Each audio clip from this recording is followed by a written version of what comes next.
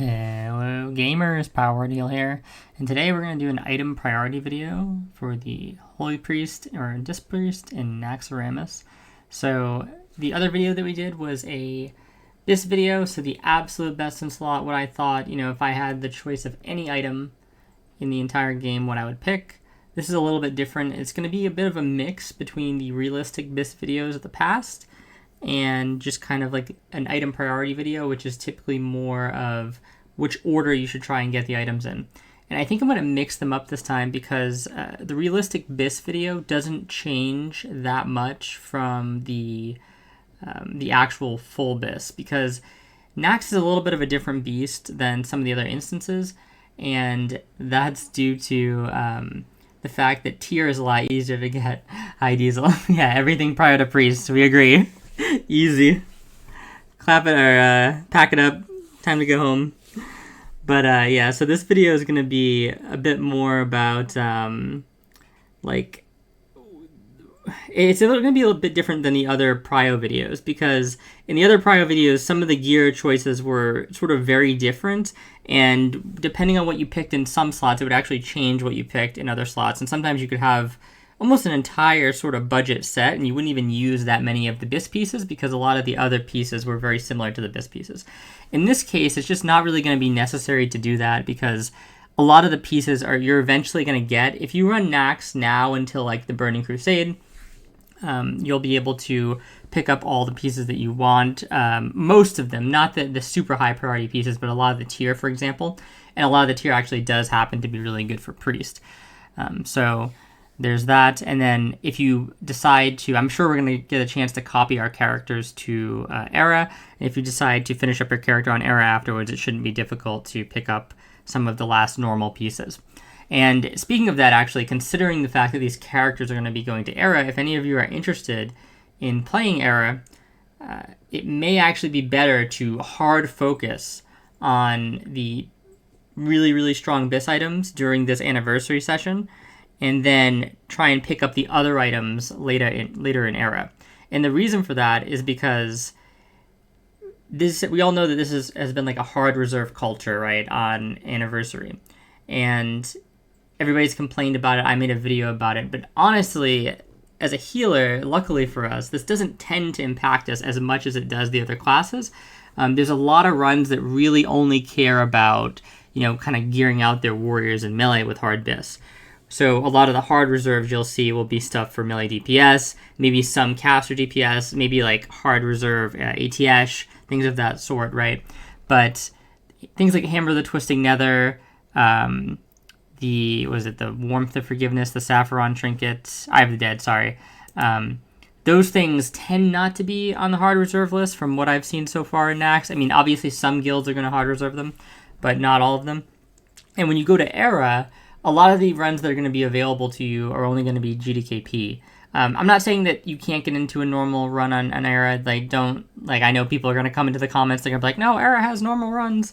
But a lot of the runs are GDKP, right? Because a lot of people do, they just want to get something out of the run. A lot of people are already BISed out already on Era, so they want to kind of get something that's not gear from that run, which means that if you're going to those GDKPs and you only need the really huge items, then it's going to be a big cost, and especially if you're like an actual new player, like you don't have any other characters on Era, that might be tough to afford for quite a while. You're going to have to attend quite a few GDKPs before you're able to get those items. So it's better off if you're trying to create like a perfect BISed out character to actually get the hard stuff first and then move into the easier stuff. But we'll basically talk about everything. We'll kind of go through slot by slot what I think.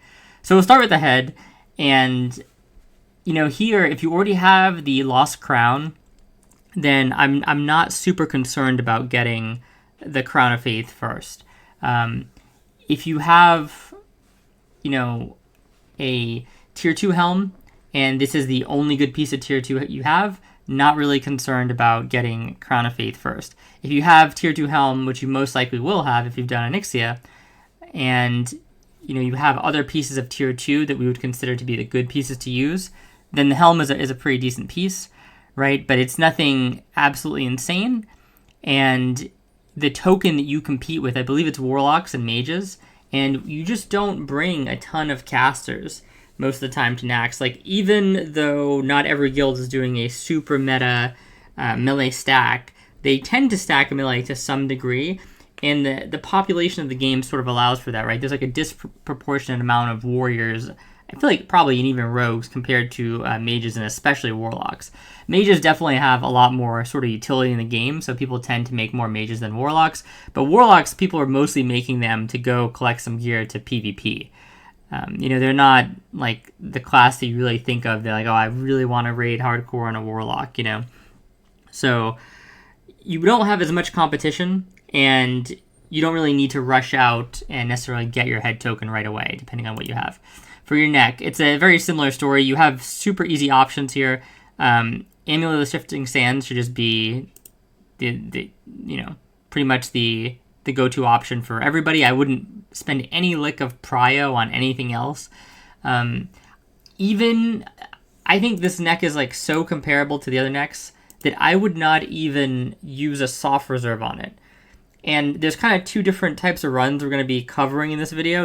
Are you attending soft reserve runs, or are you doing like a guild run? Because in a guild run, it's very poisonous to try and get something like Necklace of Necro here, right? Because no matter what anybody tells you, it's probably going to be held against you in some form or another, right? Even when you pick up items that are sort of undesirable, you really have to be careful. You have to know your raid leader if you're going to do stuff like that, because it will bite you kind of down the line. I've even seen it. I've been to loot council in guilds, and we've basically made people roll for items and have gotten items. And then in the discussion next week, when an abyss item comes up, I'll be arguing for somebody to get an item, and people will be like, oh, well, yeah, but he already got that last week. And I'm like, yeah, but that was rolled to him. Like, he wouldn't have even bothered to do that. Everybody rolled. He just happened to win it. And you kind of get into these back and forths with people. So I'd be very careful even taking an item like this, because it's not even an upgrade, in my opinion. It's actually it's like a side grade at best, really, So I would pretty much only use the Amulet of Shifting Sands there. Now, the shoulders here, right? The shoulders, it's going to be a similar case sort of to the head, but you don't really have super great AQ40 equivalent. I mean, this one is pretty decent, right? But this is a little bit, it's like noticeably better. It's not insanely better, but it's noticeably better. Also, a lot of people just tend not to come out of AQ40 with this. So most likely you're probably going to be on ZG Spalders or the Trans Spalders here. And if you're using the Trans Spalders for your set, and you have, it's a pretty good piece of tier 2. So if you don't have many other pieces that you would really want to swap out, then I wouldn't even worry about getting Shoulder Pads of Faith on any timeline. But if you have the actual good pieces of tier 2 that we'll talk about in a moment, then yeah, why not go and grab Shoulder Pads of Faith, right? But I would just not really focus on getting these first. These are probably going to come to you, especially because mages, the BIS for mages they're actually the shoulders on Gluth. So now you're really only rolling against I guess Warlock. I don't really know Warlock BIS that much, and potentially mages is like a fill-in piece, because not everybody is probably going to be able to get the shoulders from Gluth. So yeah, I mean, I just wouldn't put these very high up on the priority. So you'll notice what I'm doing here is I'm not filling in the slots that are ambiguous. Okay, and I'm basically filling in the slots where you should absolutely have this item in there, or there's not going to be a really good alternative item. Okay, coming to the cloak. So the cloak is another one that's it's super overrated to get these other cloaks. First of all, if you have a Cloak of Clarity, definitely do not get a Cloak of Suturing here. All right, it actually looks cool as hell, but it's just not really that much of an upgrade, right? It's basically 7 MP5 and a little bit of change. It's like 8 extra healing, basically the same amount of intellect. I made the argument in the other video, you could actually say that Cloak of Clarity is a better cloak in some instances. Like if I was speedrunning, I would rather have Cloak of Clarity, not just due to the regen, but due to the fact that there's a little bit of stamina on it, right? So if you have Cloak of Clarity from 8Q, definitely don't get Cloak of Suturing. I would say even if you have Shroud of Pure Thought, don't get Cloak of Suturing, right? It's not really that big of a difference from these two cloaks. It kind of is a little bit like going from this cloak directly to this cloak. It is kind of nice, but it's just really not that big a deal overall. And this is something that it's not going to get prioed, really, right? So it's something to keep in mind there. I think most people will be on Height of the Wild, or they'll be on one of these other cloaks right here. And my suggestion to you might actually be, if you really wanted a cloak upgrade, you might be better off attending Blackwing Lairs, and especially if you already have something like a Rejuve Gem. Like, obviously, if you don't have Rejuve Gem, that's your main priority to get out of Blackwing Lair. But if you already have Rejuve Gem, especially if you already have Boots of Pure Thought, then, going into Blackwing Lair and picking up something like Shroud of Pure Thought is not going to be that hard for you, honestly. It drops quite a bit. It's probably not going to be soft reserved, and it's very comparable to these cloaks right here, especially the Cloak of Clarity. So unless you're actually getting the top tier Suturing Cloak, right, there's not that much of a difference between Cloak of Clarity and Shroud of Pure Thought. So yeah, definitely don't get Cloak of the Suturing right off the bat. The chest slot. Okay, now again, Robes of Faith, incredibly similar to Robes of the Guardian Saint, right? So if we do the math here, we're basically like 9 MP5, so it's a little bit over. If you're holy, the spirit counts a little bit more if you're holy, remember, because 25% of it goes to your healing. So this is kind of like 68 healing here. So very, very similar items that you can see, right? Obviously, Robe of Faith is a little bit better. And, the tier 3 is nice because of the set bonuses, like we kind of talked about in the original video, the BIS video. But the set bonuses, in my opinion, are really not make or break. Something like the 2-piece is kind of nice to have if you're going to be using a lot of Renew in a fight like Saffron. But other than that, it's just, you're not going to be using Renew super often, maybe on Naxx and a couple other fights or something like that. But it's not going to be something that you're going to use a lot. So even though these are pretty good set bonuses, they're not going to break you not having, even the 4-piece here, right? Keep in mind, it's only on Greater Hero critical hits. So if you lose your buffs at all, this is very mid. It's already kind of mid to begin with, let's be real. You're not using Greater Heal all that much. But even if you, or even if you want to say, I have 30% crit with the buffs, it's like, yeah, but in Naxx, you're probably not going to have those buffs a lot if you're progging through things, if you're watching this video, So, yeah, I just wouldn't, don't tunnel vision on getting the set bonuses, right? Especially because a lot of this gear is kind of going to be made available to you almost for free. This is especially the case, I would say, in guild runs, okay? In pugs, you have to be a little bit more careful with the software system, because it really depends on how consistent your pug is. If you have a pug that's basically like a software pug and everybody is showing up week after week, okay, which is the ideal. That's kind of how my software pug went for a little bit. Then something like, leaving your tier like later on is fine, because what's going to happen is other people are going to pick it up first, and then it's almost going to be free for you, right? So you're not even going to have to SR it. It's basically just going to drop to you. Now, it's going to be the same thing in the guild situation, right?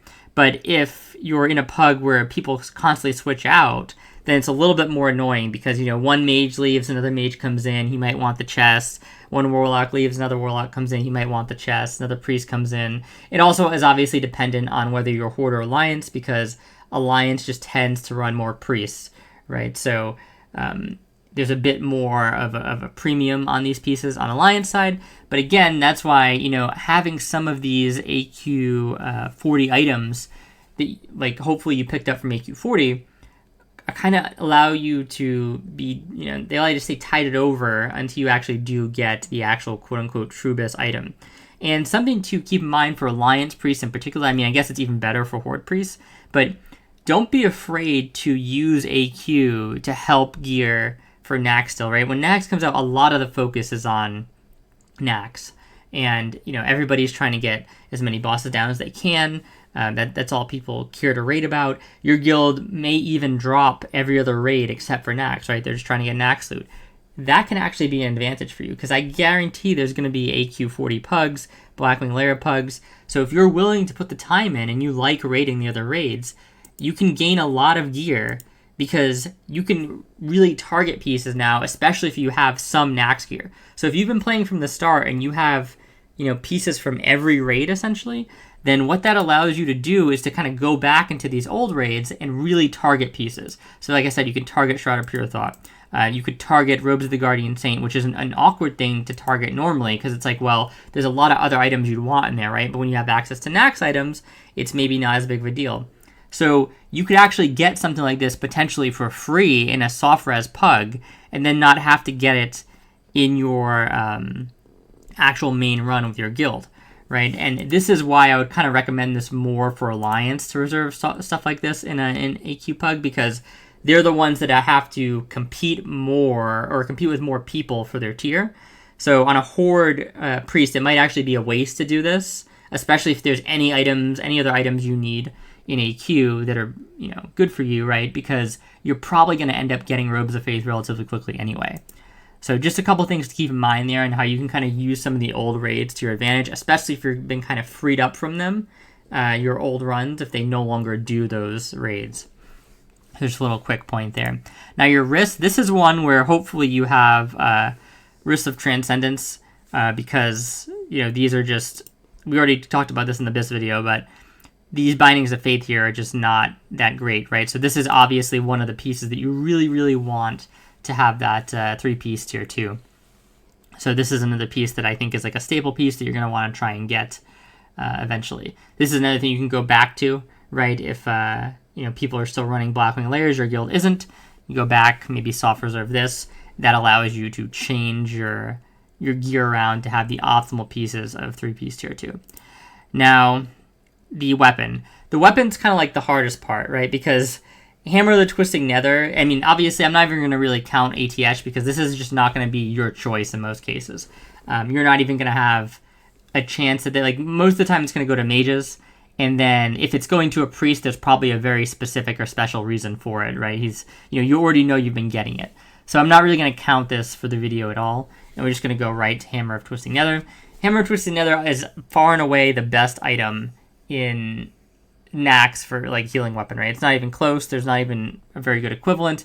It's quite better than the Scepter of the False Prophet, right? So very, very strong item. I will say, if you have a Scepter of the False Prophet, this upgrade it's definitely, not quite as substantial as if you were going from something like High Warlord's Mace to this. It's obviously a lot better, right? Unfortunately, the Widow's Embrace option here is just not anywhere close to Hammer of the Twisting Nether. Now, that doesn't mean that you shouldn't ever take this, okay? If you didn't want to do the rank 14 grind, this is a fantastic piece of gear. There's a couple things about it that are really, I'd say are really strong. So the first is that it drops from the Spider Wing from a relatively easy boss. You should be able to kill Farolina, okay? And the other one is that if you don't have High Warlords, and especially if you don't have if you didn't get the Augur Staff or anything like that, this is going to be a huge upgrade over something like the ZG Mace, for example, okay, or Benediction, which you'll probably have Benediction, I would assume. But it's going to be a huge upgrade over that, and you can pair it super easily with the AV Offhand, which is something you basically get for free. And this Offhand is, I would say it's fairly on par. I'll put this here just for, novelty's sake, because anybody can get it. It's pretty on par with basically anything, any other offhands in the game, I would say. So definitely something to keep an eye on. The one issue with Widow's Embrace is that it tends to be an item that is highly sought after in the dad guilds, right? In the guilds that are kind of sort of struggling to, full clear the instance and stuff, you obviously don't have Hammer of the Twisting Nether available. Now, on a week 1 Naxx, you might be able to get away with kind of sneaking in a Widow's Embrace and nobody else gets it because maybe other people hard reserve the Hammer of the Twisting Nether. But people are soon going to realize how hard the instance is and wow, we didn't even make it to Kel'Thuzad, So you kind of lose your opportunity there right away. I probably should have dropped the video earlier. But if you're first timing Naxx with a group, this is something to keep in mind if you don't know their strength. If it seems if they haven't clearly cleared the instance before, they don't have any other credentials from past expansions, you may not get to Kel'Thuzad. So, tossing this as a soft reserve in, if it's a good upgrade for you, when you first get into the raid, can actually be quite beneficial, because if it drops, now you're the one that's getting it, and in the following weeks, other people might start soft reserving it because they know Hammer of the Twisting Nether is not available. So just something to kind of keep in mind there. Staff of Twilight, how do I feel about Staff of Twilight? It's just kind of like, it's definitely not bad. If you have a bad weapon, especially if you don't have like an Augur Staff, I probably wouldn't upgrade from Augur Staff to this. I wouldn't waste a prio in this. But well, I don't know. I guess like saying waste a prio is a bit harsh. But I really do think you're basically just trading here, is the thing, right? You're trading, like 35 healing for 5 MP5. And most people would make that trade. Most people would prefer the healing. But for me, I think it's actually a lot closer than people think. And especially on priests, like I always say, where you're not, using every point of plus healing to the nth degree. So I just have a hard time justifying going from Augur Staff to this when there's, really, really good items on the line that I could be soft reserving. But if you don't have like anything, like let's say people are soft reserving the Widow's Embrace, you don't have the High Warlord main hand here, right? Let's say you're just on Benediction and you don't think, you're not going to raid AQ40, or the AQ40 runs you go to the Regalia is highly contested. In cases like that, the Spire of Twilight is kind of good because it's really it's a healing item only in a sense, right? So you're not going to have to compete with mages like you would on Augur Staff or Warlocks or anything of that sort, or a Shaman potentially. I guess a healing Shaman, right? But Shaman tend not to go after this anyway. So it is an interesting option if you're really, really behind on gear. So it's something to keep in mind. It's an honorable mention for the video. But other than that, I wouldn't really worry about it too much. One of the problems with this as well is that it is sort of locked behind the A-bomb wing, and we'll make a video about maybe Patchwork specifically, maybe it'll be the next one, where Patchwork is, in my opinion, one of the most important bosses in Naxx, because knocking him down basically gives you 3 other bosses of free loot. Globulus is super easy, Gluth is super easy, and Thaddeus should be super easy. So if you knock down Patchwork, you get access to a bunch of extra loot that you can probably easily collect in a night. So it's not like you're going to have to be spending attempts to wipe on these bosses and prog them or anything like that. They should go down very, very quickly. And so that's another thing. This is sort of locked behind Patchwork, but if you can get him down, it's still a really strong item. So coming into the hand slot. So the hand slot, this is another one where it's like we kind of hope that you have Gloves of Transcendence. But if you don't have Gloves of Transcendence, I would not go crazy on Gloves of Faith, right? Again, there's just so many other gloves that you probably have an opportunity to have picked up. Let's even look at something like Gloves of Prophecy, okay? The Tier 1 gloves. So let's compare it to the Tier 3 gloves. So, 6 less spirit, is that 7 less spirit? Yes, 7 less spirit. So basically 1 additional MP5 on these gloves, right? So 5 MP5. And basically like 1 more healing-ish or something like that. So 41 healing. So you're really not even losing. You're losing like 23 healing on the gloves, basically, right? Going from Tier 1 gloves to max tier gloves, which is kind of insane. This might be like one of the worst upgrades in all time, right? The history of all time. And then if you have one of these intermediary options, right? If you have Gloves of Dark Wisdom, if you've been running AQ 20 with your guild, if you've been a good boy, if you have Gauntlets of the Messiah here, or Gloves of the Messiah from Huhuran, you probably wouldn't have these from like a soft res or anything, but if they just randomly dropped, then you might have them, and they got rolled out. So tons of other glove options. Gloves of the Faith, just not really that great, and they're not even really most of the time what you're going to want to have for your BIS anyway. And even comparing them to Tier 2 gloves, you get a bit of MP5, but is 4 MP5 really going to make or break? 4 MP5, 1% crit, you kind of just shrug your shoulders, right? It doesn't really matter.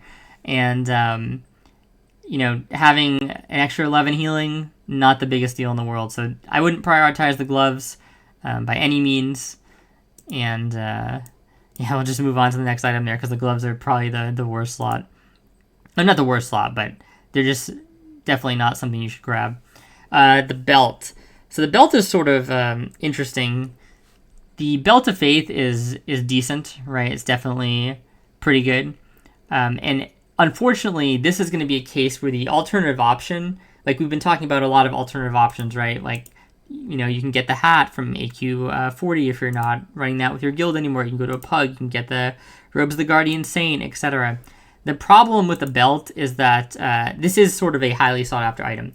Now, I don't know if this is just my luck. I've seen this drop a lot, and not just this anniversary, but kind of in the history of my classic WoW playing career, right? Like, I've seen this item drop so much. It does seem to have a high drop rate relative to other things at 21%. So, it's sought after, but it does drop quite a bit, and it is hard to bit. So this is something it's like, if you can kind of go back and get, it's really nice to get. Otherwise, though, like, you're probably going to be on a Whipvine cord, I would say, going into, or maybe a ZG belt. And I'd say if you have either of these, especially if you're pairing the ZG belt with another ZG item, so let's say you have ZG shoulders and you have ZG belt, right? You don't really have to be in a rush to upgrade to Belt of Faith, right? Because if you upgrade one individual item, you're actually not really gaining much at all, because if you had this and the ZG shoulders, you're gaining the 22 healing from the shoulders, okay? So you're basically about equivalent with the belt here. Actually, you are equivalent, straight up. You're losing a little bit of spirit, not really that important. Again, the belt goes towards the set items, but not a huge deal there. So, just don't really worry about the Belt of Fate that much. The Fire Moss Clutch, this is an option I see people talk about. The thing is, it's really not that much better than the Whipvine cord, right? So this is something that I actually do have on one of my characters, but it's purely by accident, and I wouldn't really recommend anybody kind of go after it. It's kind of nice if you're going to be wanting to, like, flex Shadow or something, but it's just not a super great item because it's basically equivalent to a blue item from one of the easiest instances that they've ever made, in that you can actually have somebody sell to you, probably still at this point in the game, in Darmal East. So I definitely wouldn't care too much about Belt of Faith. I wouldn't really go back into Blackwing Lair to get Fire Moss Clutch. And if you don't have any of the belts on this list, definitely just get Whipvine cord. It's by far the easiest to get, right?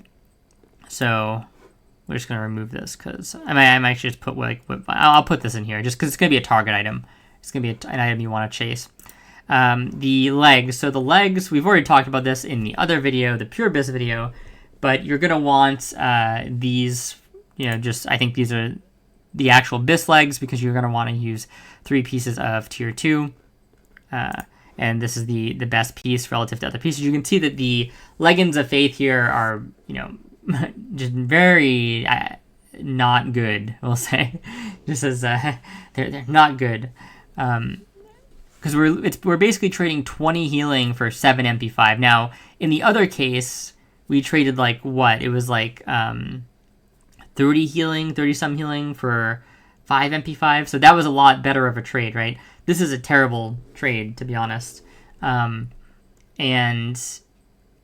the stats don't really help enough, right? You don't get, you're basically 7 spirit up, not going to really do anything. 5 intellect up, not the end of the world. So definitely think you're better off running Leggings of Transcendence, and this is an item that hopefully you already have, and it can be a little bit more difficult to get nowadays because unfortunately people are kind of doing the go to the bindings bosses of Molten Core, so you tend not to get as many full rag runs, but definitely try and get this if you don't have it, because it's just a really, really strong item, and it's the best by far for the 3-piece Tier 2. Now, going into the boots. Boots are sort of interesting, because there's quite a few options here that are sort of comparable that you may have gotten a hold of. So, Boots of Pure Thought, if you have Boots of Pure Thought, obviously you're not running out to get to the Sandals of Faith. Now, personally, I think Sandals of Faith are BIS over Boots of Pure Thought, but it's a very small margin, okay? Because you're basically trading, like, what is it, 18 healing for 6 MP5. I don't think you can rationalize 18 healing actually being better than 6 MP5. Unless, like, you're trying to do some cheese where you're competing with another priest to be the priest that gets to use Renew to, like, cheese logs, and that's the little bit of healing you need to make your Renew go over his. Excuse me. So unless you're doing something like that, I just can't justify it. But these are so good that, I'm not going to rush out and get these if I have Boots of Pure Thought. They're going to be one of the last pieces I acquire for sure, because these are obviously very strong in their place. These two options, the Wandering Nomad as well as the Boots of Transcendence, these are basically like equivalent boots outside of the fact that the Boots of Transcendence can actually be really good in the sense that they're a decent item of tier 2 that can kind of help build out the set. And Boots of Pure Thought are going to be hard to get, and then the sandals here are a Naxx item at the end of the day. So, maybe you didn't get to the boss, maybe other people are, contesting you for this. So Boots of Transcendence can actually last for quite a while. And then if you already have your 3-piece tier 2 set taken care of, the Treads of the Wandering Nomad are great. The problem with these is you can't really consistently farm them because they're just like really rare in AQ20. So I wouldn't worry about that all too much. The Virtuous Sandals are like okay, but I wouldn't really worry about those too much. Shimmering Geta, it's kind of like in the same boat as the Virtuous Sandals. Here you're basically trading 12 healing for 5 MP5. I think at this point, you might be better. Well, actually, you have to count the spirit from these two, right? So the Virtuous Sandals are probably better overall, but very close items between these two. And long story short, I just wouldn't go crazy on the Sandals of Faith. Going into the rings. Now, the rings are very different on faction, okay? Because on Horde, you really don't want to prioritize Ring of Faith that hard. Especially if you're running, you might actually run 2 or 3 priests in some instances on Horde. And if you're running 2 priests, you definitely don't want to prioritize Ring of Faith. And if you're running 3 priests, I'd say even then, probably not the best thing to prio. Now, on Alliance, this is a pretty good ring. All the priests are probably going to want it, to some degree at least.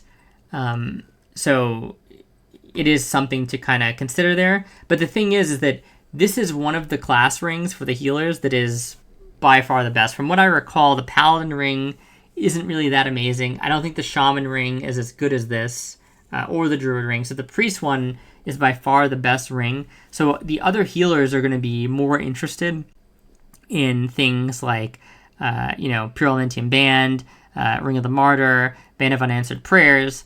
And there's honestly not a ton of like high level rings when you think about it. It's really sort of like these, and then Cop Band's kind of in there. Signet of the Bronze Dragonflight is sort of in there. It's definitely like a step down, I would say, though.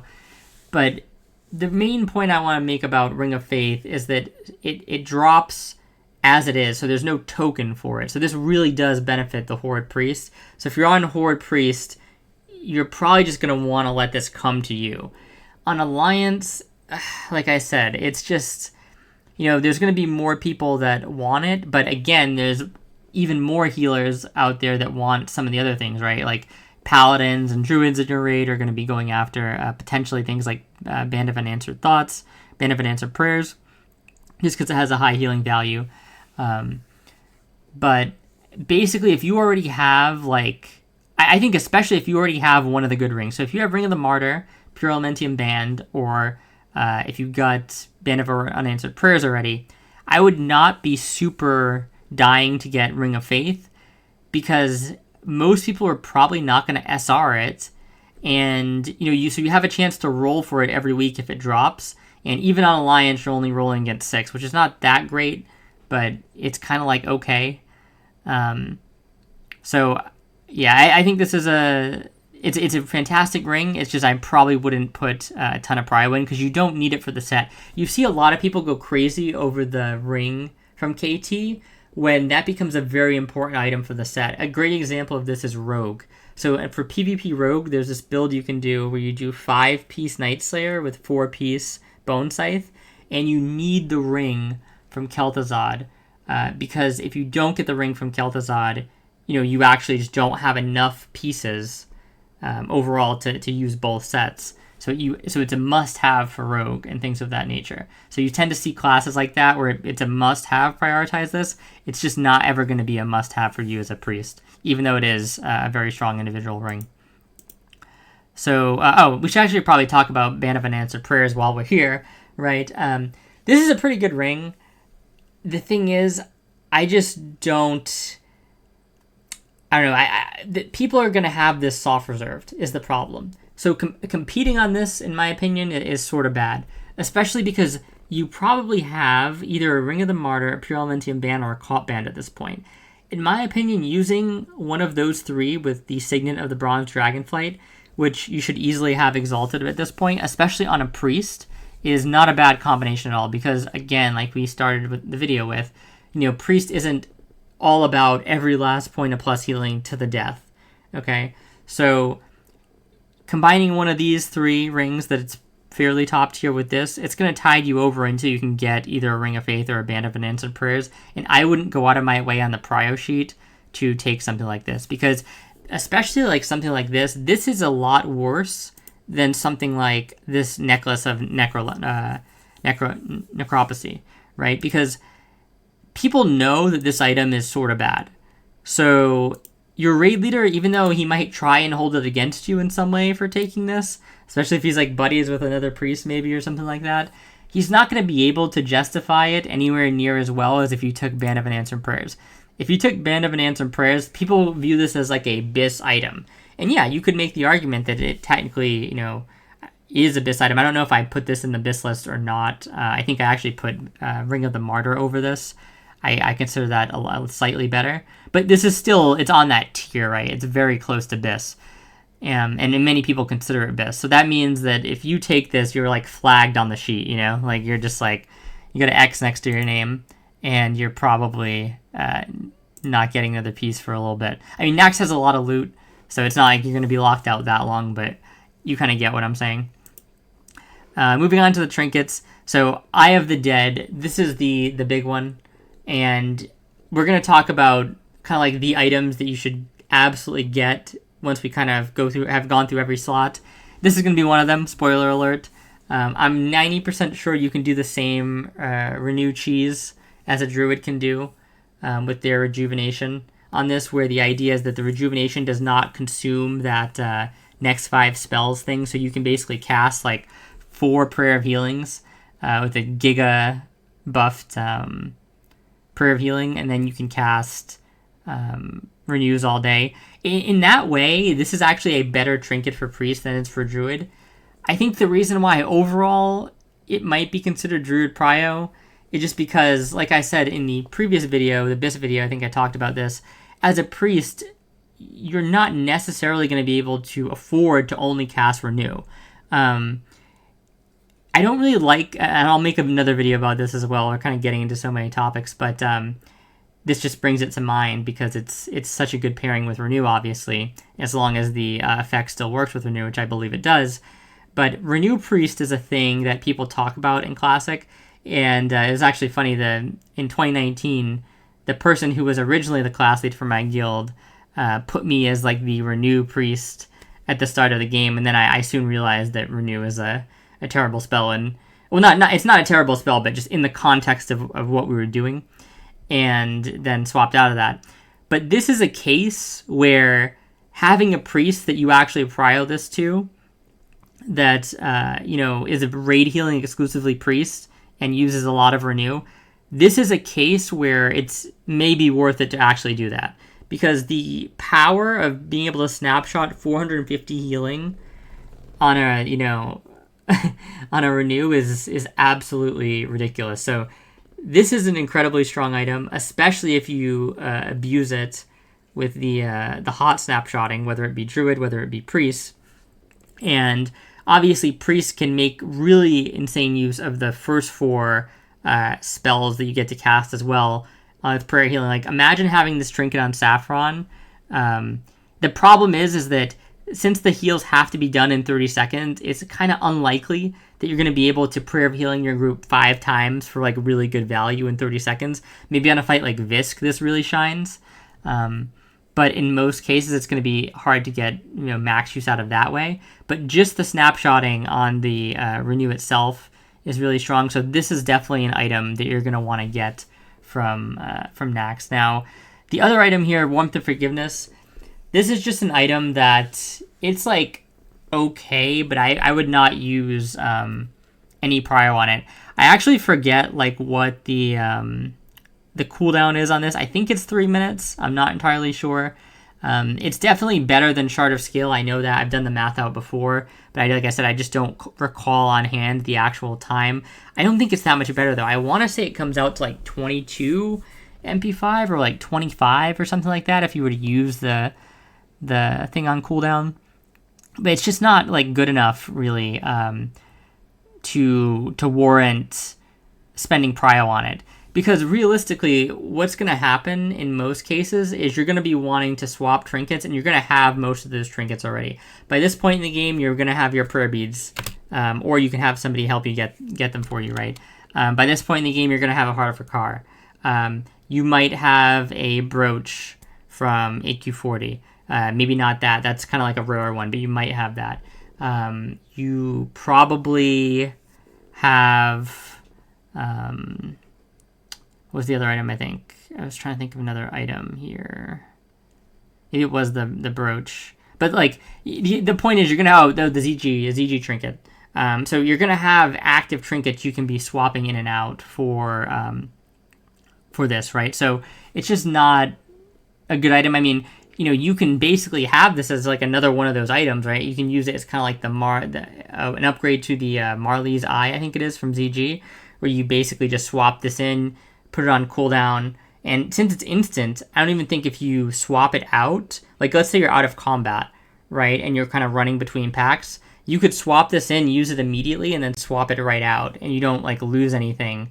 But you also only get 500 mana, right? So it's not like a crazy big help either. It's only something that I would ever use if basically nobody else wanted it, and I was sure it was not going to be counted against me. And like I said, you have to be careful.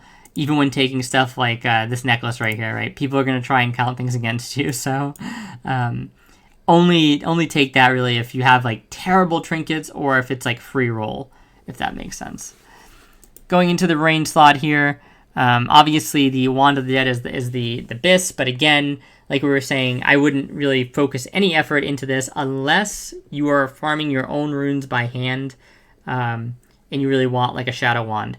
And if that's the case, this might be the actual best wand for you because you're probably not getting the Doomfinger as the mages probably want that, and it's probably going to be prio to them. This would obviously be the best wand for farming. It's absolutely insane. Yeah, not much else to say there, right? It's just crazy. But this is a really great alternative where you're not going to be competing with mages, and you're probably not going to be competing with other priests, really, because they're probably not going to reserve this item. It's going to be an item where if it drops, the priests are going to roll on it, but, you're not going to really be competing with them in a soft reserve type setting or anything like that. I would say that on Alliance, I'd be more apt to soft res this if I was farming my own runes, because obviously when it drops, all the priests are probably going to roll, and it's like a 1 in 6. Whereas on Horde, it's like a 1 in 2 or a 1 in 3. So I would probably never soft reserve this on Horde, even if I was, farming my own runes. I use my rogue to farm my runes, but if I was, I'd maybe consider it, to be honest, but it just kind of depends on the situation, how many bosses you guys are getting down. But it's not, like, obviously a great upgrade for healing, right? You can buy this from the auction house. You can have somebody help you get Wand of Eternal Light, which is basically the equivalent of this. So don't go crazy getting this unless you're going to use it to farm explicitly. And remember, it's particularly important if you have a shadow off spec, because that's where you can really make use of the shadow damage on the wand due to shadow vulnerability. So that is all the items that we kind of covered. And I'm going to just basically talk about the 2 items that I think are super important from this place, and then we're going to just talk a little bit briefly about how things would change my mind if I was doing soft res versus guild run. So the two items that I think you really want to get out of here, if you can, or at least get one of the two of them, is the hammer, right? Nope, wrong slot. The hammer, the twisting nether. This is like irreplaceable, unless you're getting ATS. And then the Eye of the Dead from Saffron. Both these are like super strong items, and there's not really any equivalence to them.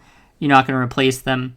Eye of the Dead is so strong because a lot of the times you're stuck between using a, kind of like a mediocre trinket that has flat stats versus an active trinket on boss fights that, and Naxx, keep in mind, the boss fights are a little bit longer, right? So the boss fights are sort of significant. And so the problem is back in like AQ40, right?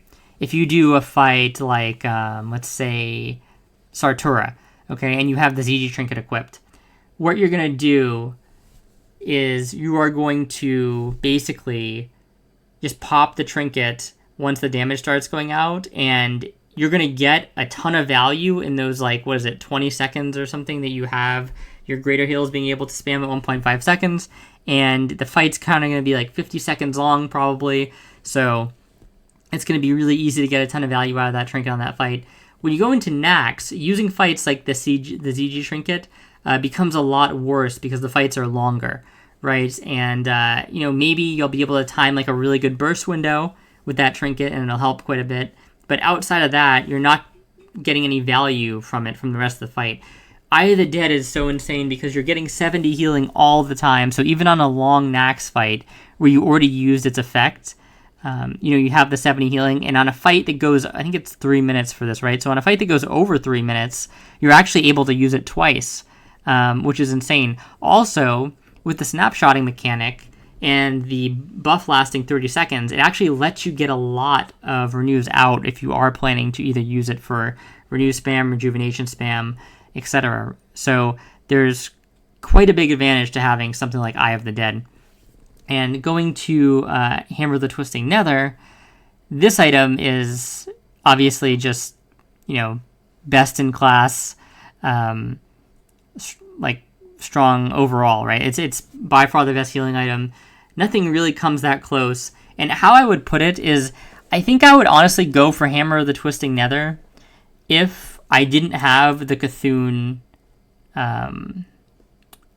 Scepter. If I was lucky enough to get the Cthulhu Scepter, I would probably actually prio Eye of the Dead over the Hammer Twisting Nether and then try and pick this up later.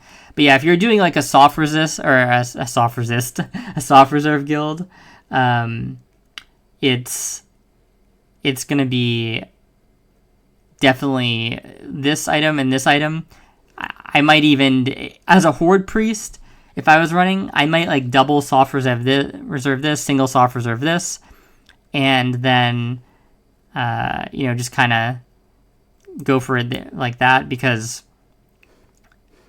in my opinion, like, all the other gear is gonna come to me, and as long as I have decent gear, like, especially if you've been playing and you have a lot of the AQ pieces that we talked about, right? Like, you have the hat, you have the chest. There's no reason to upgrade into these early, and I would just try and full send it on these items. Now, the one caveat is I'm going to make a video as well talking about soft res, how to do soft res, and you have to play to your soft res to some degree. So that's why it's a little bit tricky to do these prio videos, as Diesel's mentioning in the chat right now, because not only do you have to prioritize around what your guild can do, but you also have to prioritize around what the people in your guild are soft resing. And so you can't really come to one of my videos and I'm going to give you like the prio strats, right? But then if your guild is doing something that I completely unexpect, you can't really just implement my strategies and expect them to go well, because obviously your guild is now reserving different things and things of that sort, right? So don't ever like hard focus on what I'm saying in these videos, right? You still have to like think about it yourself and think about what's going on with your guild. I'm just trying to give ideas and suggestions here. If like nobody is reserving any of the tier, okay, and tons of people are on the hammer and the eye, like let's say there's like 7 or 8 people on the eye, or maybe even like 10, and there's like 10 people on the hammer, and there's like almost nobody on the tier.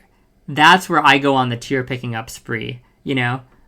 This sort of happened to me in AQ 40 on my priest, where tons of people would just go onto the scepter every week. Like this was, it probably had like literally 10 to 13 reserves on it, especially because sometimes you allow multiple reserves, okay? And there is another item like this as well. I'm trying to remember. I think it was actually mostly this. So what I did is I just reserved Robes of Guardian Saint. I reserved the Lost Hat. And I actually ended up getting quite a few of the items that I wanted out of AQ. And I even got some situational items. I ended up getting the belt, things of that nature. And this never dropped. But even if it did drop, it would have been like a 3 and 15, you know, or like a 2 and 15 or a 1 and 15 for me.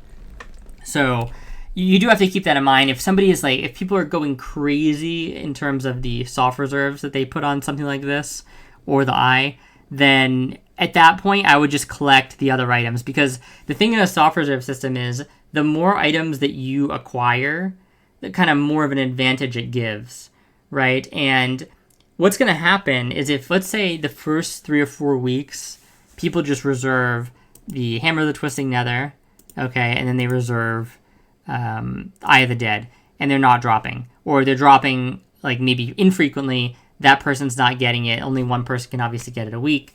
So what's happening is you're collecting all the tier in the background, right? Then what happens is they're sick of not getting items, right? They're like, man, this is BS, like, I've done Naxx, I've spent, like, 2,500 gold in the 5 weeks we've done this. I haven't gotten like barely a single item to show for it. So they are like, you know, I don't even care about the hammer anymore. I'm just going to start reserving my tier. I want to get my tier. My tier looks cool. This is like, this sounds kind of stupid, but trust me, like I've seen this process play out in real time. And so they'll originally start reserving the hammer and stuff, and then they'll just be like, okay, it's not dropping, or like, I'm not going to get it. They realize how hopeless it seems. Then they start reserving the other pieces. So if you were the one who were reserving the pieces first when everybody was focused on hammer, when everybody was focused on eye, you have a huge advantage now, right? Because now you have most of the tier that you want, and you can hard focus on this, right? When you have your everything else you want from the instance, yeah, then putting 3 soft reserves on the hammer or 3 soft reserves on the eye, or splitting them 2 and 1, at that point, it doesn't feel bad anymore, because it's like you're just, you know, you're at the casino with house money. You're just throwing the dice, and if they land in your favor, then that's great. And if they don't, they don't. Nothing you can do about it, right? But you don't feel like you're losing as much because you already gained a lot to begin with. So that's one of the caveats I would say in a soft reserve system, where keep in mind what other people are reserving, and you have to play around that. Like I said, I'm going to make a video where I discuss specifically, maybe like I'll do one live, where we're kind of like doing the soft reserve as the raid's about to start, and I'll kind of go through my thought process of why I'm reserving what. I think that would be really fun.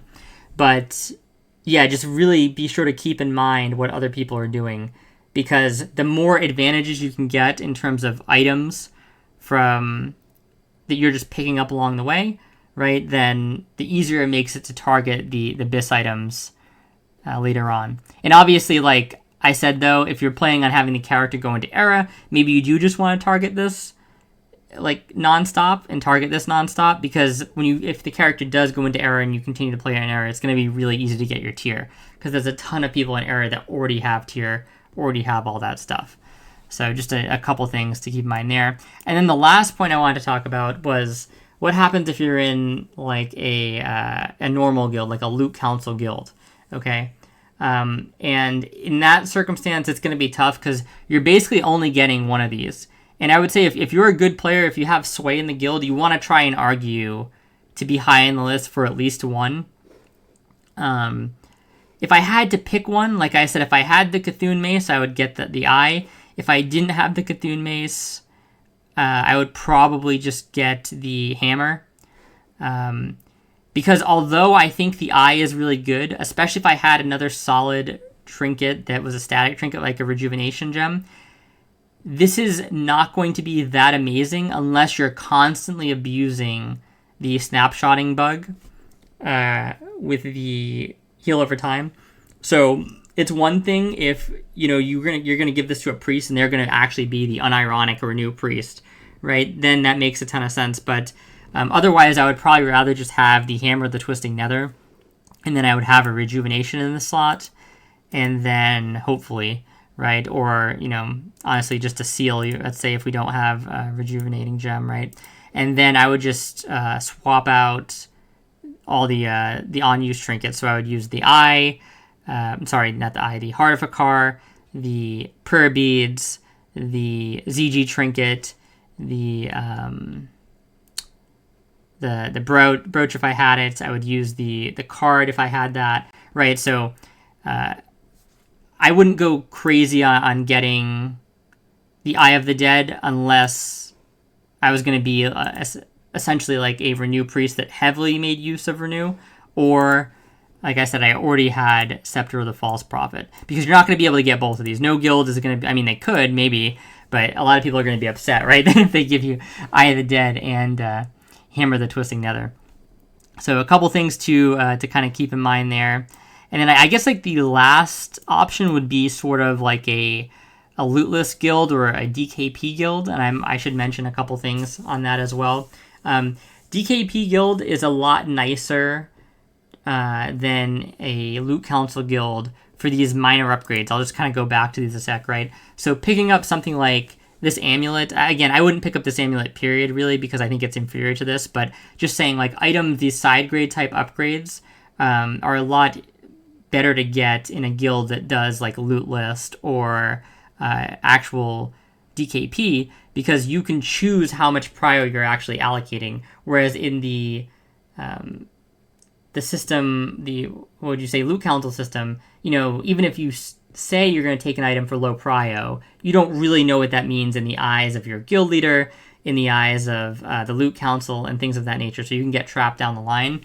And if you're doing a flat DKP, then you know how much you bid on the item, you know how much it's going to cost you. So, getting these sort of like side grade type of things, and getting some of maybe the pieces of tier that aren't really that super great of upgrades, but, are upgrades nonetheless. Like if you could get Sandals of Faith for like the bare minimum amount of DKP, which is like nothing because you have a bunch of DKP saved up, then yeah, of course, try and get them, right? Same thing with the Gloves of Faith if you don't have the Handguards of Transcendence, things of that nature, right? So in those types of systems, there's a lot of flexibility, which is really nice. It just kind of stinks because a lot of people don't like to run those systems because they're very annoying to manage, obviously.